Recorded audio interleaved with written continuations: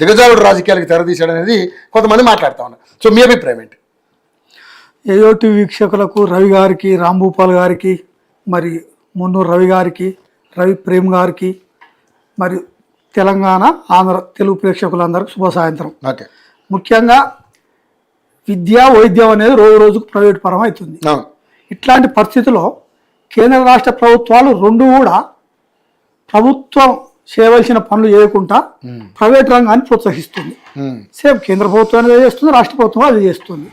264 ఎకరాల భూమి, డిగ్రీ కాలేజీకి సంబంధించిన భూమిని ఆక్యుపై చేసిండు అనేది షబ్బీర్ అలీ గారు ఒక సందర్భంలో మాట్లాడిన దానికి నాకు కౌంటర్ ఇస్తూ సరస్వతి శిశు మందిరం దగ్గరికి రండి, మేము ఎట్లాంటి ఆక్యుపై చేయలేదు, మేము నీతిమంతులు అని ఆయన చెప్పాడు. చెప్పినప్పుడు సరే వీళ్ళ కార్యకర్తలు కొంతమంది వెళ్ళినప్పుడు వాళ్ళ కార్యకర్తలు వచ్చారు.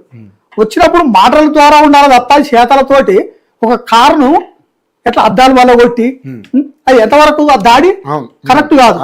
ఎప్పుడే కానీ బీజేపీ, ముఖ్యంగా బీజేపీ, సరే మరి కాంగ్రెస్ కూడా మాట సమాధానం ఉండాలి. ఎప్పుడే కానీ కొట్లాటలు గొడవలతోటి పోతే అది పరిష్కారం కాదు. అంటే మన దగ్గర సమాధానం లేనప్పుడే ఈ గొడవలు కొట్లాట అనేది ముందు తీసుకొస్తాం. కాబట్టి ఇంతకుముందు కూడా బీజేపీ చాలా సందర్భాలలో చేసింది కొట్లాట.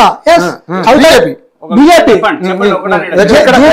జిహెచ్ఎంసీ సంబంధించిన మాట్లాడుతున్న సందర్భంలో కవిత గారి ఇంటి ముందు ముట్టడి చేసిరు వీళ్ళు. ఆ సందర్భం ఏముంది అంటే ఒకవేళ పోలీసులు బందోబస్తు లేకుండా పరిస్థితి ఏం చేస్తారు? చంపుతారా, కొడతారా మీరు? అంటే ఇది కరెక్ట్ పద్ధతి కాదు. మీరు కేంద్ర ప్రభుత్వంలో ఉన్నారు, మీరు దేశంలో ఎట్లా శాంతి భద్రతలు ఉండాలనేది మీ చేతిలో ఉన్నది. అట్లాంటి మీరు ఓన్లీ కాంగ్రెస్ 3 రాష్ట్రాలలో ఉంది, దేశంలో మీ చేతులు ఉంది.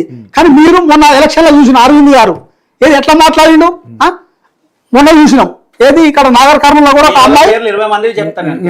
సార్ తమ్ముడు అధికారంలో ఉన్నప్పుడు 20 మంది పేర్లు చెప్తా, మేము కూడా అధికారంలో లేము. కేంద్ర ప్రభుత్వం అనేది చిన్న ముచ్చట కాదు కదా, మొత్తం దేశం మీ చేతిలో ఉన్నది. అరే మేము కూడా అధికారం దాడుల నేపథ్యం అనేది ప్రతి పార్టీ దాడులు చేయలేదు.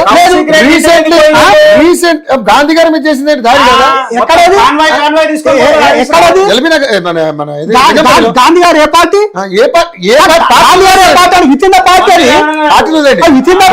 మన ఒక ప్రముఖ ఛానల్ మీద మీ కార్యకర్తలు చేసింది దాడి కదా. ఎవరు ఆ ప్రముఖ ఛానల్ మాట్లాడిన దాడి చేసింది ఒక దాడి చేసుకోవాల్సింది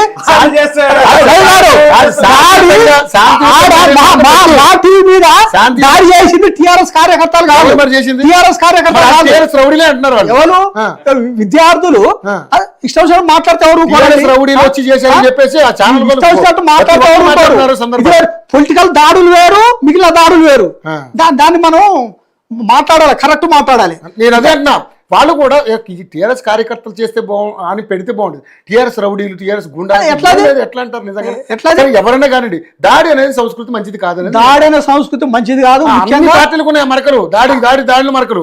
మీరేమో మేమేం చేయించలేదు, బీజేపీ పార్టీ చేయించింది, కాంగ్రెస్ పార్టీ చేయించింది కాదు. బీఆర్ఎస్ పార్టీ అసలు దాడులకు ఎప్పుడు పాల్గొనలేదు. ఫస్ట్ స్టార్ట్ చేసేదే బీజేపీ, తర్వాత కాంగ్రెస్, అంతే తప్ప బీఆర్ఎస్ పార్టీ దాడులకు ఎప్పుడు పాల్గొనలేదు. బీఆర్ఎస్ పార్టీ ఎప్పుడు దాడులకు పాల్గొనలేదు.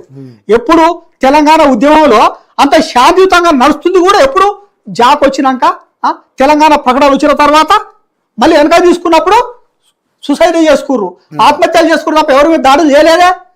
వాళ్ళ ప్రాణ త్యాగం చేసిర్రు తెలంగాణ బిడ్డలు. అంతేగాని ఒకరి మీద దాడి చేయాలంటే ఒకరు సావాలనుకున్నప్పుడు ఎంతమంది మీద దాడి చేయొచ్చు? ఆంధ్రుల మీద దాడులు చేసిరా? చేయాలంటే ఎంతమంది మీద దాడులు చేయొచ్చు?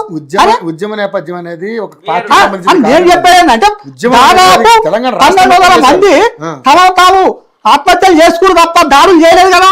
ఇప్పుడు నేను చావాలనుకున్నప్పుడు దాడి చేయాలంటే ఆంధ్ర మీద దాడి చేయలేవా? వేరే వాళ్ళ మీద దాడి చేయలేవా? కానీ దాడి చేయలే. ఓన్లీ నేను చూస్తున్నా తెలంగాణ రాష్ట్రం కావాలి, కాంగ్రెస్ పార్టీ తెలంగాణ రాష్ట్రం ఇస్తాను మోసం చేసింది. అది ఉద్యమం సార్, అవునండి.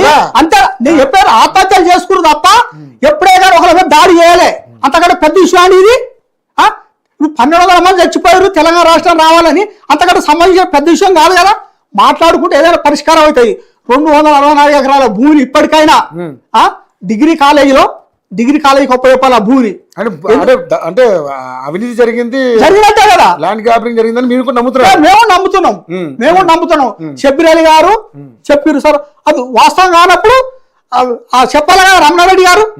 సరే నేను ఒరిజినల్ స్వతంత్రం, నేను నా దగ్గర తప్పు లేదు అని చెప్తున్నప్పుడు పరిష్కరించుకోవచ్చు, మామూలుగా చెప్పొచ్చు. దాడులు అనేది మంచి పద్ధతి కాదు. ఇప్పటికైనా రెండు పార్టీలు కూడా దాడులు అనేది మంచి పద్ధతి కాదు. తెలంగాణ రాష్ట్రం అభివృద్ధి చెందుతుంది కాబట్టి మాటలతో పరిష్కరించుకోవాలి తప్ప దాడులు అనేది మంచి పద్ధతి కాదనేది మా బీఆర్ఎస్ ఉద్దేశం. ఓకే సార్, మీరు ఎలిగేషన్ చేస్తున్నారు, నిజంగానే జరిగింది అక్కడ 264 ఎకరాలు ఆరోరా కాలేజీకి సంబంధించి. మేము ఎలిగేషన్ చేస్తలేము. మీ దగ్గర ఏం ప్రూఫ్స్ ఉన్నాయి మరి? కాంగ్రెస్ పార్టీ స్వయానా 2 సార్లు ఎమ్మెల్యే అండి, ఓడిపోవడం ఎన్నిసార్లు ఓడిపోదు, 2 సార్లు ఎమ్మెల్యే అయింది కదా. ఎమ్మెల్యే ఆయన ఆరోపణ చేసిండు, మంత్రి చేసిండు.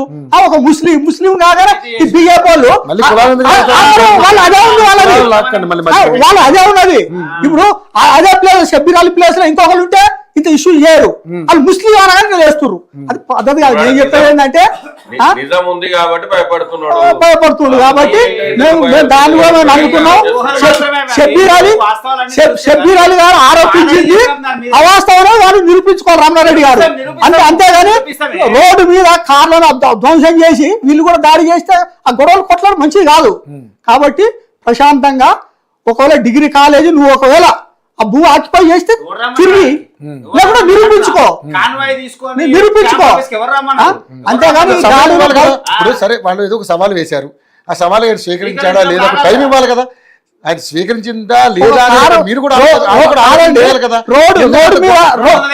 దాడులు ఎక్కడే అండి, దాడులు ఎక్కడే అండి. ఆ కారు చూసిన అద్దాలు పలిగినాయి. అసలు దాడిలో అవసరం ఉంది. ఎంతమంది వచ్చినా మాట్లాడుకోవాలండి.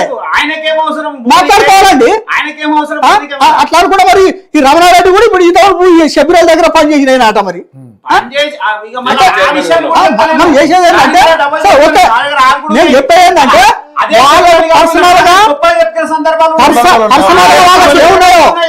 కానీ దాడుల సంస్కృతి మంచిది కాదనేది మా ఉద్దేశం. ఎవరికి మంచిది కాదు. కారు దోషం చేస్తే ఏమొచ్చింది, మనసులో చంపితే ఏమొస్తుంది, కొడితే ఏమొస్తుంది. వచ్చిన తెలంగాణ రాష్ట్రం అభివృద్ధి చెందాలి కాబట్టి పరిష్కరించుకోవాలి. ఆయన ఆరోపణలు చేసిండు కాదని నిరూపించుకోవాలి, అంతే తప్ప దాడులు మంచిది కాదని మా ఉద్దేశం. దీని ఎలా విభేదిస్తున్నారు కదా. నెక్స్ట్ ఇంకో క్వశ్చన్ కూడా నేను అడుగుతాను నెక్స్ట్ రౌండ్. దానికి కూడా మీ సపోర్ట్ మరి ఈ తెలంగాణ ప్రజలకు ఎంతవరకు ఉంది, మీరు ఎంతవరకు సఫలీకృతం అవుతున్నారో దాని కూడా నేను అడుగుతా.